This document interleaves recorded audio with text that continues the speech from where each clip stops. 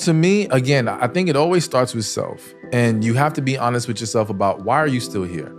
Why are you holding on? What's really driving you?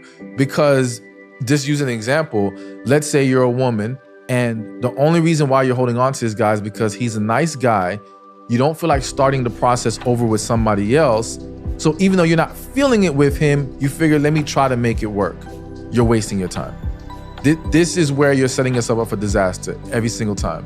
So if it's not born out of a true connection, love, a genuine desire, you really like this individual, of course, there's always things we have to work through, but is the foundation strong enough for us to say, okay, we can make something special here? And I think once we are honest with ourselves, that kind of helps answer the question, because sometimes we get so caught up trying to analyze the other individual, like we get in our heads and now we're missing the mark on what's really important here. And we can't always say for sure what's going on with them. I will say that in general, if this person isn't willing to talk about things, they're wasting your time. If they're not willing to address or correct things that have been talked about, they're wasting your time. If you guys aren't on the same page about what you want and where you want to go in life, wasting time. So there are some things I think we can just look at and say, listen, this is pointless here. But a lot of times, and I have to say this, especially for women, women's intuition is extremely powerful. I'm a huge believer in it. And I feel like women know very early, this isn't it. But they rationalize reasons to convince themselves to give this man a chance. And this, again, is a waste of time because it just doesn't work. I've seen people turn what should have been maybe a couple weeks of dating into years of being married to someone they were not happy with. You are exactly where you need to be if you are doing the work. If you're not doing the work, you're going to be behind. And what I mean by doing the work is, if you are not in a place where you want to be with a relationship, you have to understand why. So are you examining what has not worked yet? Why, if I am single and I don't want to be single, what can I be doing differently? And so I think that's the important work. So you're not behind it all. In fact, you're probably ahead of people who are in relationships who have not done the work and maybe aren't in the right relationship or are in a relationship that's not going to last or isn't going well. Why is it that we struggle to actually do the work? What does that look like? I think it's so much easier when we talk to our friends. And, I've talked about the difference between idiot compassion and wise compassion before. Idiot compassion is you say to your friend, look what happened on this date, or look what happened with this person. And they say, yeah, you're right, they're wrong. And we never learn or grow from that.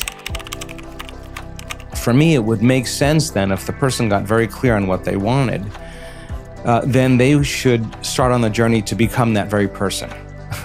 They should really work on being that very person that they want. So there would have to be some change that they would have to make in order to be worthy enough to create a person that they would attract in their life. And we cannot attract anything in our life that we feel separate from. Trusting in a future that you can't see or experience, you have to lay down the very thing you use your whole life to get what you want, to trust that something greater could happen. And that's not something that's very easy. So I like the idea that it wouldn't happen on a date that was from an app. It could happen in a bank. It could happen at a seminar. It could happen in the grocery store, in a way that you least expect, right? And I think that when we get to a point where we're so happy with ourselves, we're no longer looking because we feel like we already have it. I think that's the state where people attract an equal. Become the person you want to attract. When we focus on our own growth, the right relationships naturally follow. Sometimes we're wanting something else because there's, the person that's in front of us isn't compelling enough. There really is something lacking in that relationship. Mm-hmm. But I do think we have to ask ourselves, what are the things that I really must have for an amazing relationship?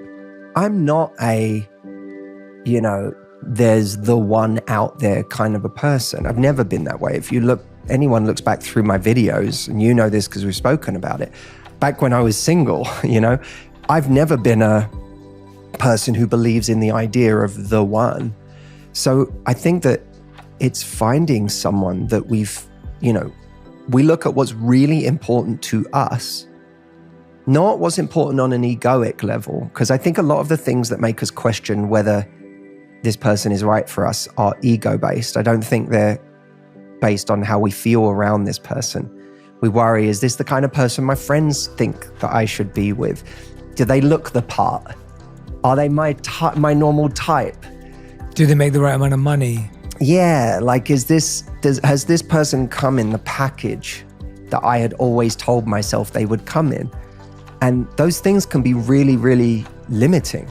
And they can have us like constantly trying to optimize for some version of something that we think we're supposed to be with, which is a very dangerous way to go about finding love. You can't optimize for human beings. You can optimize for a lot in life, but you're dealing with people. And by the way, even if you let go of this person, you're going to find someone else who's also imperfect, and they might, okay, this person is, scores a 7 in this area and they score a 9, but guess what? They score a 3 in this other area that you didn't even know was great in this relationship because you took for granted how amazing that person was in that way. Like it's very dangerous to optimize in that way in our love life. And I've come to really believe in life that if you find a connection that has all the right raw materials and you both have the same level of commitment, then you can build something extraordinary together. And actually the extraordinary is the thing you sculpt together. It's no different from a career.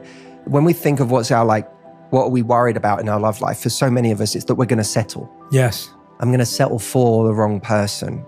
Well, I think we can actually start to reclaim the language of settling and make it into a very positive thing. That what if it wasn't settling for? What if you decided to settle on? Because when you settle on someone, there's a power to that. It's like you resolve to say, I'm going to settle on this. I have to argue that the benefit I have gotten from the pain that I didn't choose has been no less valuable than the benefit I've gotten from the pain I did choose. In fact, actually, I think the most valuable pain I've ever had is the pain I didn't choose.